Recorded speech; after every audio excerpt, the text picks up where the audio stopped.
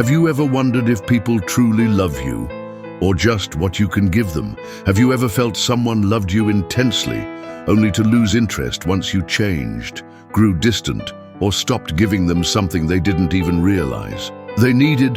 That's not just coincidence, it's not bad luck.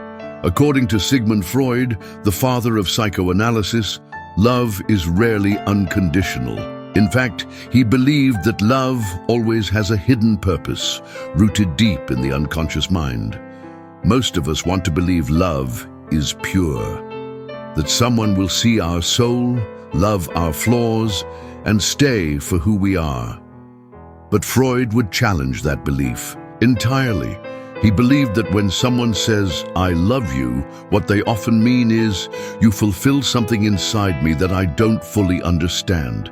That's why today's video is titled, "People Only Love You for Three Reasons." But here's the truth, it's not really two. Freud's psychology actually reveals three major reasons people fall in love, and none of them are what you expect. So, if you've ever felt used in a relationship, wondered why love fades, or questioned if someone actually loves you or just loves how you make them feel, then this video is for you, because what Freud discovered could change the way you look at every relationship you've ever had. And once you understand these three psychological reasons behind love, you'll never see human attraction or heartbreak the same way again. Let's begin with the first one. Reason 1. Narcissistic love, the mirror effect. Freud believed the first and most powerful reason people fall in love is narcissism, but not the kind we usually associate with arrogance or ego. This type of love is unconscious self-love, projected onto another person.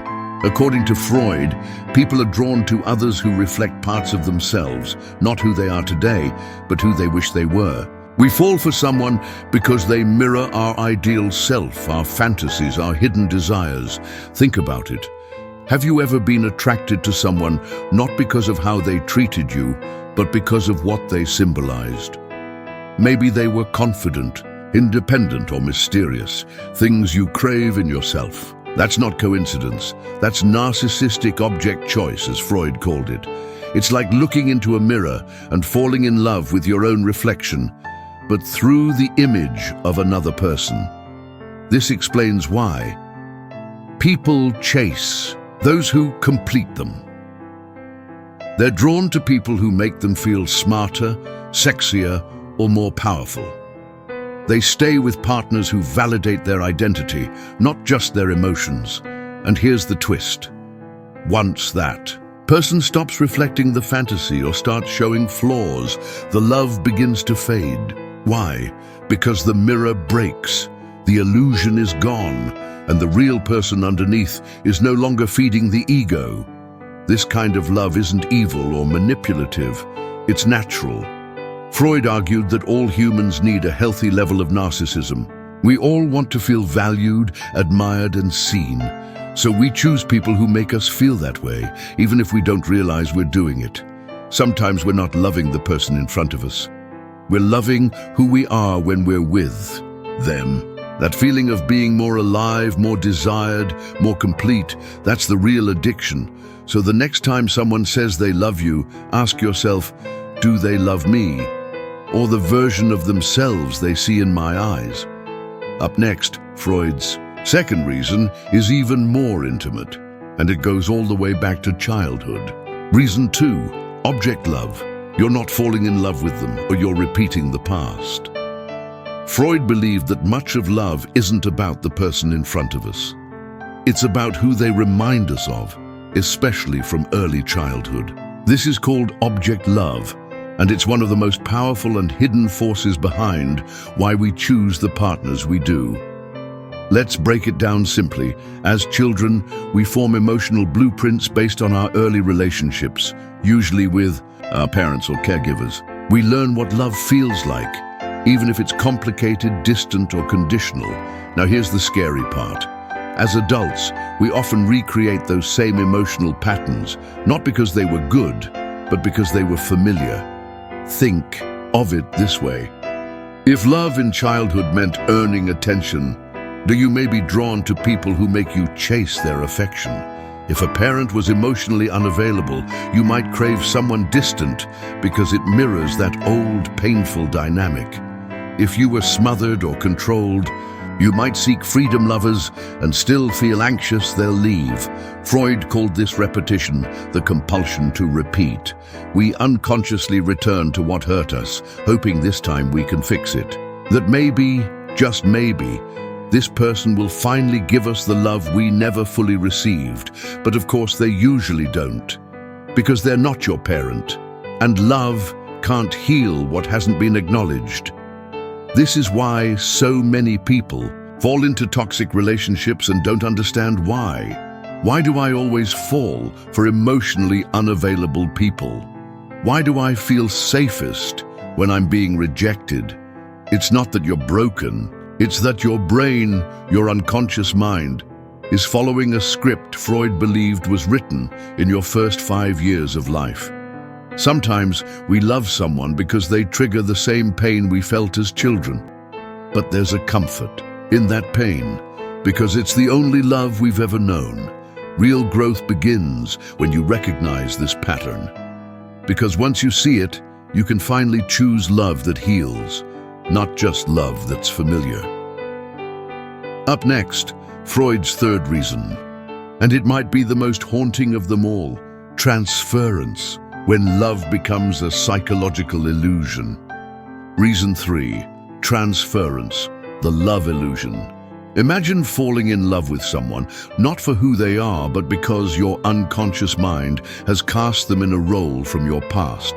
That's what Freud called transference, originally discovered.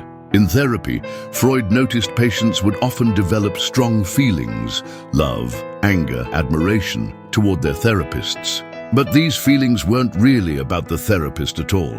They were projections of unresolved emotions from the patient's past, often rooted in relationships with parents or early authority figures. Now here's where it gets unsettling. Freud believed this process isn't limited to therapy. It happens in everyday relationships, especially romantic ones. You meet someone who makes you feel safe, seen, or even challenged, and suddenly you're in love. But that intense feeling, it may not be about them. It's your unconscious, transferring emotional energy from someone else, someone you've never truly healed from. Think about it. You feel overwhelming trust with someone you just met. Not because they earned it, but because they remind you of someone you wanted to trust.